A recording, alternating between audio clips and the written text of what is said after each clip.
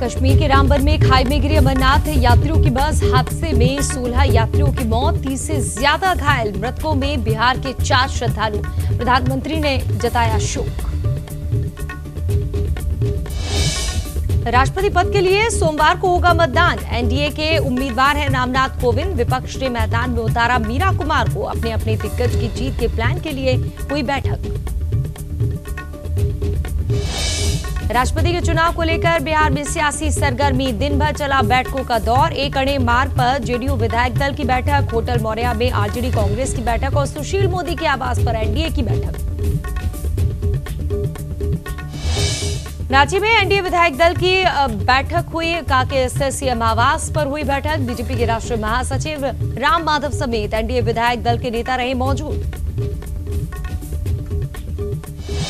PM Modi ने बुलाई all party meeting. सर्वदलीय बैठक में गौ रक्षा के नाम पर हिंसा की निंदा। प्रधानमंत्री ने राज्य सरकार को कड़ी कार्रवाई के दिए निर्देश।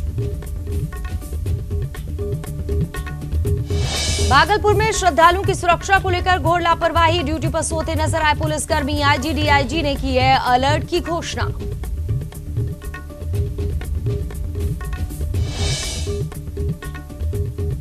बोकारो के सदर अस्पताल में बड़ी लापरवाही। प्रसव पीड़ा से जमीन पर घंटों तड़पती रही गर्भवती। मेडिकल सुविधा नहीं मिलने से जच्चा बच्चा की मौत। परिजनों ने किया हंगामा। झारखंड राब्ता हज कमेटी ने किया प्रशिक्षण शिविर का आयोजन। रांची में हज यात्रियों को दी जा रही है ट्रेनिंग। झारखंड के कई जिलों से पहुंचे हज यात्री।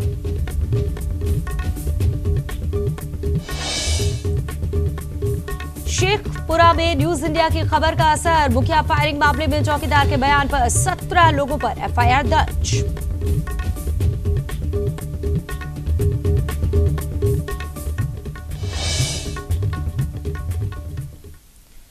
नमस्कार, आप सभी का स्वागत है न्यूज इंडिया पर। मैं हूं रजनी। जेडीयू विधायक दल की बैठक हुई। मुख्यमंत्री नीतीश कुमार की अध्यक्षता में यह बैठक हुई।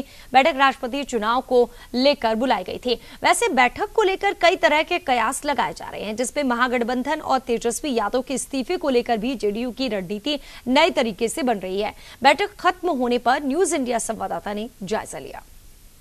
मार्ग पर राष्ट्रपति चुनाव को लेकर जेडीयू विधायक दल की बैठक समाप्त हो गई, लेकिन सवाल लगातार यह भी उठ रहा था, यह जो बैठक है उसमें क्या सिर्फ राष्ट्रपति चुनाव के मद्देनजर ही बात होगी या फिर जिस तरह से बिहार के महागठबंधन में भूचाल मचा है, क्या उस मामले पर भी चर्चाएं होगी। वैसे जेडीयू के जो तमाम विधायक हैं वो इस पूरे मामले पर चुप हैं। सभी ने सिर्फ एक ही बात कही कि ये जो बैठक बुलाई गई थी ये एक प्रोटोकॉल है राष्ट्रपति चुनाव को लेकर। और ये क्या आज बात हुई इस बैठक में? मैंने राष्ट्रपति का चुनाव के विषय में और वही देखते हैं ना एजेंडा। महागठबंधन को लेकर कोई बात ना तेजस्वी यादव के इस्तीफे को लेकर कोई बात हुई आज? आपने जो बैठक में जो जेडीयू के विधायक हैं उन्होंने कहा कि सिर्फ राष्ट्रपति चुनाव के मद्देनजर पर बात हुई है, महागठबंधन को लेकर कोई भी बात नहीं हुई है। लेकिन जिस तरह बिहार महागठबंधन के अंदर भूचाल मचा है, लगातार सवाल यह उठ रहा है कि जेडीयू जिस स्टैंड पर कायम है, यानी जो इस्तीफे को लेकर दबाव डाले जा रहे हैं, क्या इस विधायक दल के बैठक के बाद उस मामले को लेकर भी एक बार फिर आक्रामकता दिखेगी। लेकिन जिस तरह राष्ट्रपति चुनाव के मद्देनजर ये बैठक बुलाई गई, तमाम जो लोग हैं वो इस बैठक में शामिल हुए। जाहिर तौर पर आज की बैठक राष्ट्रपति के चुनाव में अच्छे ढंग से वोट गिराना है, उसके बारे में तरीके बताए गए लोगों को। सभी निर्वाचन में जो लोग को वोट देते हैं मतदाता, सभी लोगों को बताया गया। सब कल 9 बजे पहुंच करके 10 बजे से वोट गिराएंगे। देखा, श्याम रजक है, इन्होंने भी कहा कि जो आज की जो बैठक हुई थी, बैठक का मकसद राष्ट्रपति चुनाव को लेकर ही था। महागठबंधन के मामले पर वैसे इन्होंने भी कहा कि कोई बात नहीं हुई है। और लगातार सवाल यही उठ रहे थे कि क्या आज की जो बैठक होगी उसमें कई दूसरे अन्य मसले पर भी चर्चाएं होंगी। लेकिन देखिए, एक एक कर जो तमाम जेडीयू के जो विधायक हैं या फिर जेडीयू कोटे के मंत्री हैं, इन मामले पर कहीं न कहीं वो चुप हैं। और बिहार की राजनीति में इस पर जो चुप्पी को लेकर जिस तरह की राजनीति गरमाई है, चुप रहते हुए किस प्रकार दबाव डालने की कोशिश की जा रही है, वो दिखा। तो जाहिर तौर पर जेडीयू विधायक दल की बैठक समाप्त हुई है। मामला भले ही राष्ट्रपति चुनाव को लेकर है, लेकिन सवाल उठता है कि जिस तरह महागठबंधन के अंदर बीते कई दिनों से भूचाल मचा है, क्या इस बैठक के बाद उसका असर दिखेगा? क्या स्थितियां और बिकर होगी या फिर कहीं न कहीं महागठबंधन के अंदर जो ऑल इज वेल की बात कही जाती है वो बेहतर दिखेगी? श्याम प्रकाश के साथ अमित कुमार, न्यूज इंडिया, पटना। पटना में महागठबंधन के बीच जारी सियासी घमासान पर आरोप प्रत्यारोप का दौर जारी है। लालू जी 10 साल के बाद सत्ता के करीब आए हैं, तो सत्ता दूर न भागे, क्योंकि सत्ता जब तक है तभी तक लालू जी की पूछ है। आ गया मुख्यमंत्री की तरफ, मुख्यमंत्री अब क्या करेंगे वो तो नीतीश कुमार जाने। एक तो है कि औचित्य कहता है कि रिजाइन कर देना चाहिए। पार्टी भी चुनाव के पक्ष में नहीं है, मतलब कोई ऐसी स्थिति नहीं बनी चाहिए बिहार के अंदर जिससे बिहार में मिड टर्म इलेक्शन हो। महागठबंधन की उल्टी गिनती शुरू हो गई जाकर के, किसी भी क्षण महागठबंधन टूटेगा जाकर के, और 18 महीने में महागठबंधन की जनता उब भी चुकी थी जाकर कि ये डेडलाइन, तनातनी, अल्टीमेटम, ये शब्दावली मीडिया ने गढ़ा। ऐसी कोई शब्दावली, ऐसे कोई शब्द, ऐसे कोई भाव हम तक नहीं पहुंचे। चर्चित व्यवसाय हत्याकांड अब राजनीतिक रूप लेना शुरू हो गया है। आए दिन व्यवसायी कृष्ण सिंह के परिजनों से मिलने नेताओं का दौर शुरू हो गया है। इसी दौरान मधेपुरा सांसद और जन अधिकार पार्टी के संयोजक पप्पू यादव मृतक कृष्ण सिंह के परिजनों से मिलकर सांत्वना देने पहुंचे। इसके बाद स्थानीय सर्किट हाउस में पत्रकारों को संबोधित करते हुए कहा कि बिहार पूरी तरह अपराधियों की गिरफ्त में है। पप्पू यादव ने आरजेडी जेडीयू पर चुटकी लेते हुए कहा कि ये नूरा कुश्ती का खेल बंद कर नीतीश कुमार को चाहिए कि वो जल्द ही कुछ करें। आज पार्टी मीटिंग थी और पार्टी मीटिंग लोकसभा में जदयू नहीं गए, ममता ने बायकॉट की। क्या कारण है कि जदयू नहीं गए? क्या आपने बायकॉट किया या शरद यादव और नीतीश कुमार में कुछ भी अच्छा नहीं चल रहा? जो मैं लंबे समय से कह रहा हूं कि शरद यादव जी लगातार नीतीश कुमार की सरकार को अस्थिर करने में लगे। जम्मू कश्मीर हाईवे पर रामबन के पास एक बस खाई में गिर गई, जिसके चलते 16 यात्रियों की मौत हो गई और कई यात्री घायल हो गए। बताया जा रहा है कि बस अमरनाथ यात्रा के लिए जा रही थी, जम्मू से पहलगाम जा रही थी, उसी दौरान खाई में गिर गई। 16 लोग जो मारे गए हैं उनमें से मृतकों में 4 बिहार के बताए जा रहे हैं।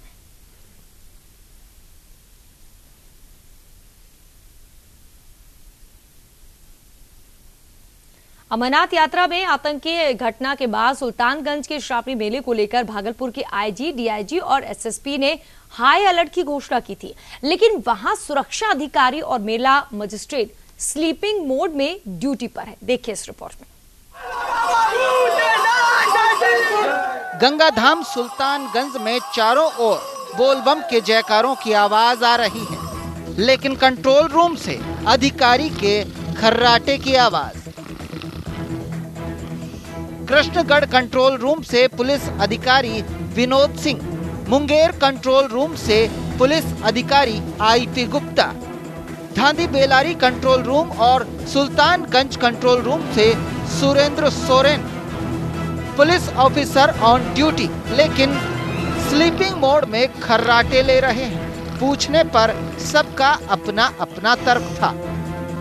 तुरंत जो है ना मच्छर तो लगवे करता है सर, लीजिएगा बैठिए ना। बैठेंगे नहीं तो आपको यूनिफॉर्म में रहना चाहिए ना इस जगह जी। तो आप जो है पूरा एकदम लुंगी उंगी पहन के मच्छरदानी के अंदर घुस जाइएगा। रात में उतना नए गाड़ी चलती है सर। अभी जो है ना अभी तुरंत अभी नहीं लीजिए सर। अच्छा नहीं ले। विनोद बाबू, विनोद बाबू,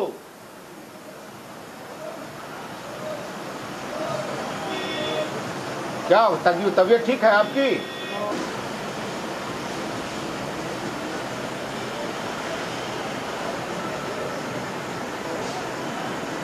ये कौन सा है? ड्यूटी पे है, ऑफ ड्यूटी है इनका? आपकी ड्यूटी क्या चीज पे लगी हुई है? आपकी ड्यूटी क्या चीज पे लगी हुई है? वायरलेस पे आप क्या कर रहे थे अभी? अगर वायरलेस आएगा कुछ होगा तो कौन जवाब देगा? वायरलेस की आवाज से नींद खुल जाती है आपकी?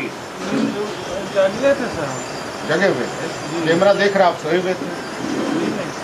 आपकी ड्यूटी कितने देर की? 8 घंटे या 12 घंटे या 14 घंटे? 8 घंटे। भाई आराम किए होंगे ना कि नहीं किए थे आराम? नहीं सर, आराम नहीं। दिन में और कहीं ड्यूटी होती है आपकी? सिर्फ यही ना, श्रावणी मेला में ना? कहाँ इस तरह करता है? अब तकनीकी सेल वालों की ड्यूटी देख लीजिए। सीसीटीवी कहीं काम नहीं कर रहा है तो कहीं सीसीटीवी को मॉनिटर करने वाला भी खर्राटे ले रहा है। अब कृष्णगढ़ कंट्रोल रूम के वायरलेस ऑपरेटर को देखिए, रंगे हाथ स्लीपिंग मोड में पकड़े जाने पर कहने लगे आगे से नहीं होगा। जरा गंगा घाट पर मोटर बोट में लगे जवानों को भी देख लीजिए। एसडीआरएफ और आपदा के बोट गंगा नदी में जरूर थे, लेकिन तैनात तैराक और आपदा कर्मी 90% स्लीपिंग मोड में थे, छुपकर नींद ले रहे थे। एसडीआरएफ का एक तैराक अपने बोट के पास तैनात था। स्वास्थ्य सेवा में लगे कर्मी को भी नींद गरगोते जा रहा था।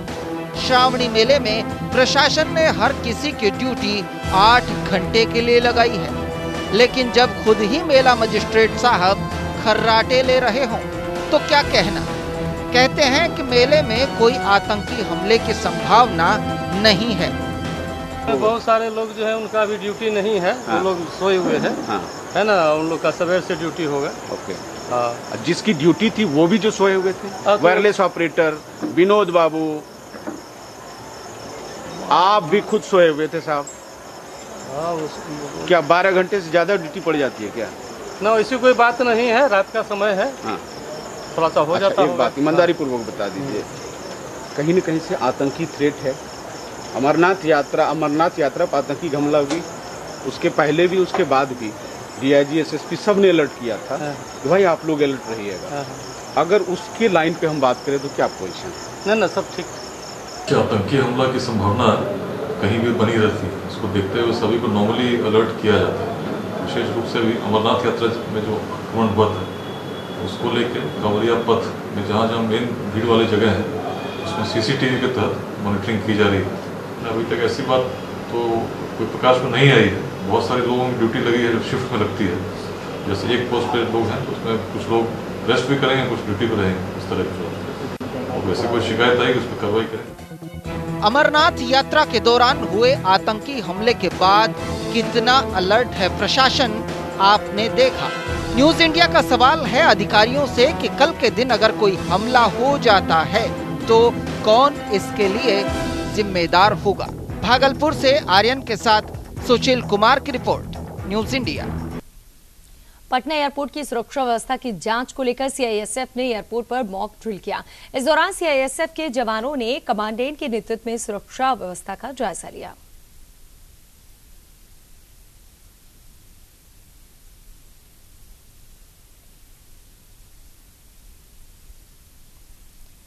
पटना सिटी दीदारगंज थाना इलाके के सबलपुर में 25 साल की युवती के लापता होने का मामला सामने आया। बताया जाता है कि 14 जुलाई से युवती घर वापस नहीं लौटी थी, जिसकी वजह से परिजनों ने अपहरण की आशंका जताई। थाने में मामला दर्ज करवाया है। वहीं पुलिस ने इस मामले को प्रेम प्रसंग से जोड़ते हुए देखा है। फिलहाल पुलिस मामले की जांच कर रही है।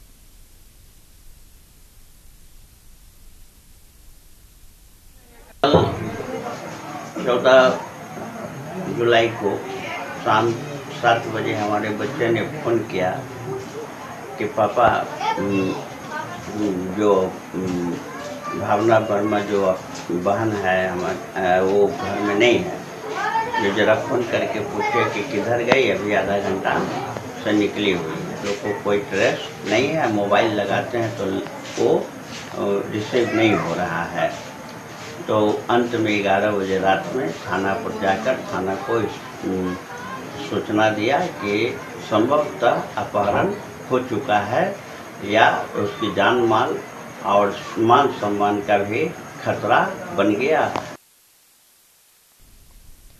सिवान में पुलिस लाइन में जब्त की गई करोड़ों रुपए की शराब को नष्ट किया गया। लेकिन शराब नष्ट करने के बहाने पुलिस क्या करती है, देखिए खास रिपोर्ट में। सिवान पुलिस शराब को नष्ट करने के बहाने अपने पीने के लिए शराब के जुगाड़ में लग गई है। ये वाकया देखने को मिला सिवान की पुलिस लाइन में। जब पुलिस लाइन में जब्त शराब को गाड़ियों में लाद कर पुलिस लाइन लाया गया तो शराब को पहले नष्ट करने के बजाय अपने लिए शराब पुलिस कर्मियों ने गाड़ी में ही सीट के पास रख ली ताकि शराब की बोतल पर किसी का ध्यान न जाए। हालांकि थोड़ी देर बाद सिवान के जिलाधिकारी महेंद्र कुमार और पुलिस अधीक्षक सौरभ कुमार शाह पुलिस लाइन पहुंचे, जहां उन दोनों अधिकारियों के सामने शराब नष्ट करने का कोरम पूरा किया गया। जब मामले पर एसपी से सवाल किया गया तो उन्होंने जांच की बात कह डाली। क्लियर नहीं, हमारे सामने तो एक आया था जो सैंपलिंग का मैटर था, कुछ लोग चुरा के रखे हुए थे सीट के नीचे वगैरह, तो मीडिया की जब कवरेज बढ़ी तो उसके नीचे हम लोग आए थे, तो उसके बाद जितने भी अगर इस तरह के है सामने आ गए होंगे, और हम लोग आवश्यकता पड़ेगी तो वाहन भी जाँच करवा लेंगे, कोई भी ऐसे बात। जब पुलिस ही शराबबंदी योजना की खुलेआम धज्जियां उड़ा रही है तो आम जनता का क्या हाल होगा। न्यूज इंडिया के लिए सिवान से विजयराज की रिपोर्ट। शराबबंदी को लेकर सिवान के पुलिस लाइन में एक तरफ जहां पुलिस शराब को नष्ट करने में लगी थी, वहीं दूसरी ओर पुलिस के सामने ही वहां के स्थानीय लोग और बच्चे शराब की बोतलों को लूटने में लगे हुए हैं। न्यूज इंडिया की एक्सक्लूसिव तस्वीरों में आप देख सकते हैं कि किस तरह बच्चे शराब को लूट रहे हैं।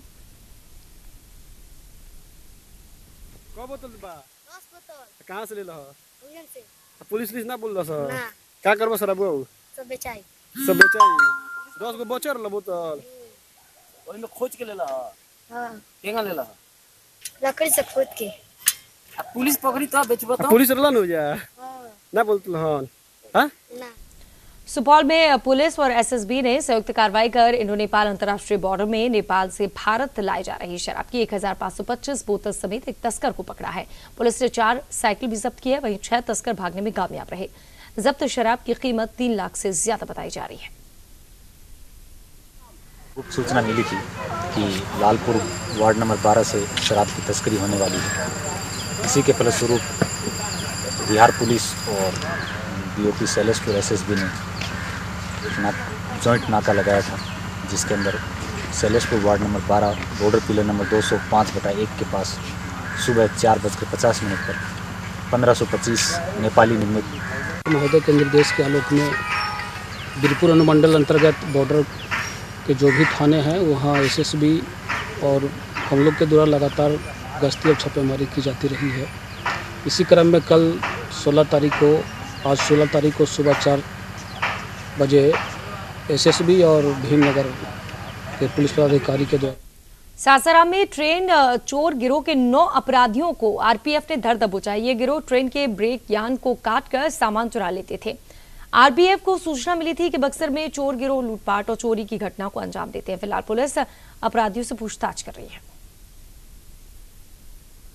जो सब इंस्पेक्टर हैं श्री हरकेश मीना जी, वो आए, वो बोले कि ऐसी ऐसी बात है। सूचना पर फिर हम लोग तैयार हुए, पूरी टीम तैयार की गई, उनको भी उस टीम में शामिल किया गया और यहाँ की जो भी लोकल एजेंसी थी हमारी और कुछ जो खास मुखबिर हैं उनसे हम लोगों ने सूचनाएं एकत्र करके एक प्रकार से हम लोगों को एक लोकेशन मिला, उस पर जा कर के फिर और उस मोहल्ले वालों का भी एक खिलनगंज मोहल्ला है सासाराम में, वहाँ खिलनगंज मोहल्ले में ही एक किराए के मकान में रह कर के और जो माल लाते थे अपना वहाँ रखते थे और वहीं पर लगभग ये बता रहे हैं कि कुछ 4-5 माह से एक उसमें है राजेश कुमार यादव उर्फ उज्ज्वल, ये उसका सरगना लग रहा है। जैसा राष्ट्रपति चुनाव से पूर्व झारखंड के मुख्यमंत्री रघुवर दास के आवास पर एनडीए विधायक दल की बैठक बुलाई गई। बैठक में सभी विधायक के साथ साथ बीजेपी महासचिव राम माधव भी मौजूद रहे। बैठक में चुनाव को लेकर रणनीति बनी, साथ ही सरकार के 1000 दिन पूरा होने पर कैसे सरकार की उपलब्धियों को जनता तक पहुंचाया जाए, इस पर भी चर्चा हुई। बैठक में डेमो वोटिंग भी हुआ और सभी विधायकों को वोट की प्रक्रिया को भी समझाया गया। बैठक में तय हुआ है कि सभी विधायक दल के लोग 11 बजे रघुवर दास के धुरवा स्थित आवास पर जुटेंगे, वहीं से एक साथ वोट डालेंगे सोमवार को। वहीं मीडिया से बात करने आए बीजेपी विधायक राधा कृष्ण किशोर ने कहा कि अंतरात्मा की आवाज सुनकर विपक्ष के नेता भी उनका समर्थन करेंगे।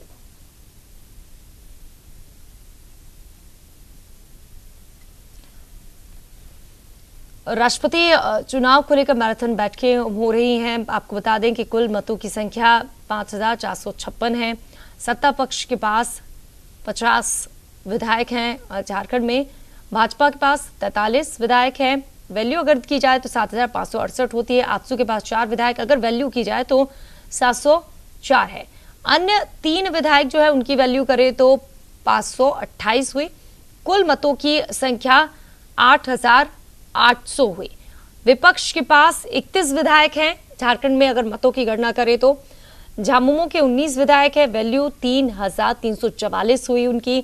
झाविमो के 2 विधायक हैं, वैल्यू 352 हुई। कांग्रेस के 7 विधायक हैं, वैल्यू 1232 हुई और अन्य 3 विधायकों की वैल्यू 528 हुई। राष्ट्रपति पद का चुनाव है कल।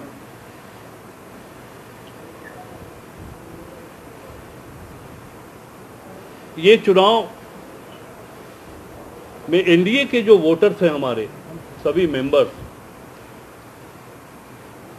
वो समय पर पहुंच करके ये तय किया गया कि फर्स्ट हाफ में ही हम लोग अपना वोट कास्ट कर लें।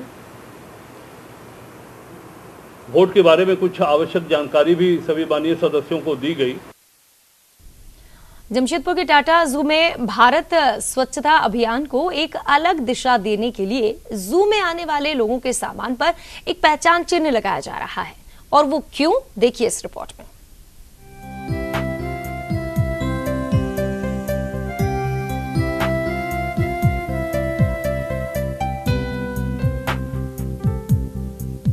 ये है झारखंड का सबसे बड़ा वन्य जीव उद्यान, जमशेदपुर का टाटा जू, जहां कई राज्यों से लोग यहां घूमने के लिए आते हैं। वैसे तो इस बार मुख्य गेट पर टिकट चेक के साथ सामान की जांच की जा रही है और पेपर रैपर वाला खाद्य पदार्थ या पानी बोतल पर एक स्टिकर चिपकाया जा रहा है, जिसके बदले में हर एक स्टिकर पर 10 रुपए जू प्रबंधन ले रहा है। वहीं इसे वापस लौटाने के समय बाहर लेकर आना है, तब उसका 10 रुपया उन्हें वापस दे दिया जाएगा। वैसे तो भारत स्वच्छता अभियान को एक नई दिशा देने की कोशिश की जा रही है, वहीं यहां आने वाले लोगों ने इस कदम को सराहा है। मैं जमशेदपुर जू में आई हूँ एंड बहुत ही अच्छा इनिशिएटिव है। क्लीनलीनेस ड्राइव जो है that is very good.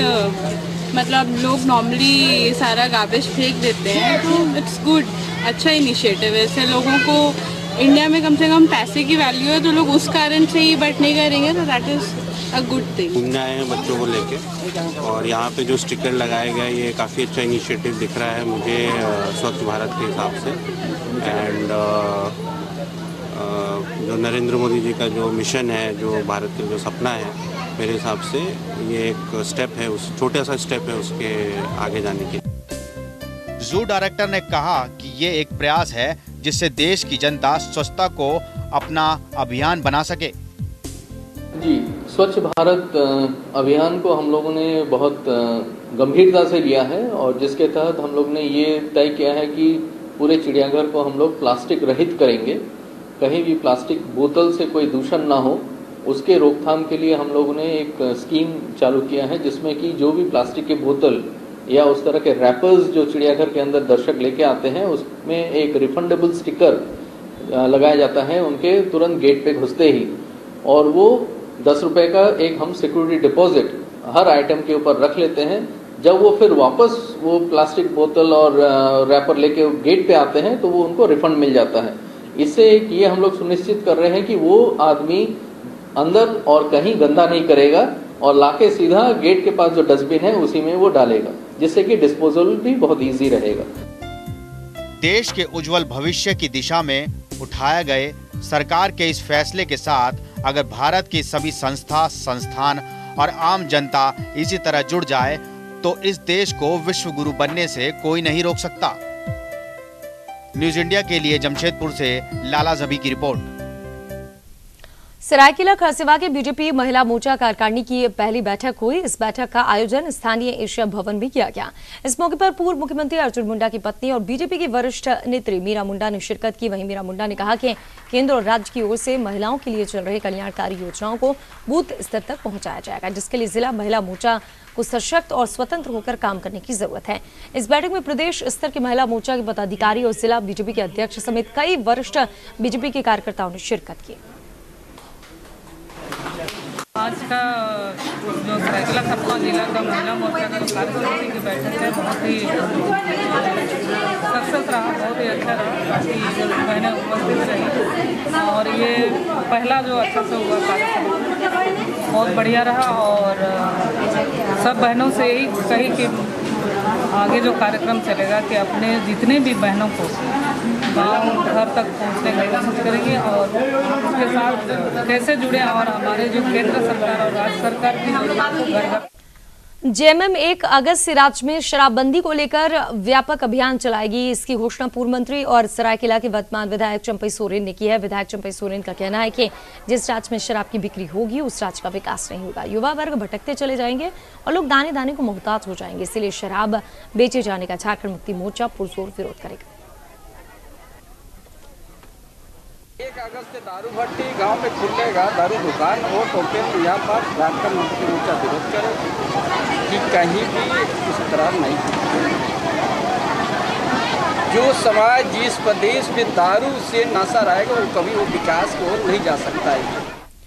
Ranchi के 5 परगना किसान कॉलेज बुंडू सरकारी उदासीनता का दंश झेल रहा है। बताया जाता है कि इन दिनों रांची यूनिवर्सिटी की ओर से कॉलेज में पार्ट 1 और पार्ट 2 की परीक्षा चल रही है। करीब 4500 से ज्यादा परीक्षार्थी परीक्षा दे रहे हैं, लेकिन कॉलेज प्रबंधन की एग्जाम लेने की व्यवस्था ने विद्यार्थियों के भविष्य पर सवालिया निशान खड़ा कर दिया है। आप देख सकते हैं कि छात्र कहीं सीढ़ियों पर तो कहीं डेस्क के बगल में बैठकर परीक्षा दे रहे हैं। क्या ये परीक्षा के साथ मजाक नहीं है? वहीं जब न्यूज इंडिया ने रांची विश्वविद्यालय के कुलपति से बात की तो उन्होंने संसाधन की कमी का रोना रोया।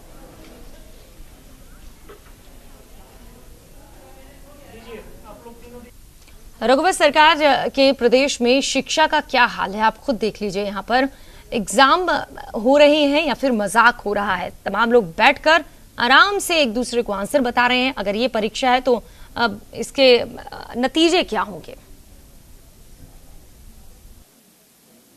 कॉलेज में भवन की स्थिति बहुत जर्जर है और परीक्षा के पूर्व जो है सो बिल्डिंग का कुछ हिस्सा जो है सो गिर भी गया। अल्टरनेटिव व्यवस्था हम लोग कर रहे हैं और हमें उम्मीद है कि अगले माह वेलफेयर विभाग के पास जो हमारा हॉस्टल है जिसमें कि अभी स्कूल चल रहा है वह बिल्डिंग हमें वापस मिल जाएगी तो हम बुंडू कॉलेज को वह बिल्डिंग दे देंगे। लगता है झारखंड भी अब बिहार की तरह बदनाम हो रहा है। अब हमें दीजिए इजाजत। तमाम खबरों के लिए आप देखते रहिए न्यूज इंडिया। आप हमारे चैनल को YouTube पर सब्सक्राइब कर सकते हैं न्यूज इंडिया निम्स पर। इसके अलावा आप ट्विटर पर भी हमें न्यूज इंडिया 17 पर फॉलो कर सकते हैं। फेसबुक पर आप newsindia.nimsUnai पर हमें लाइक कर सकते हैं।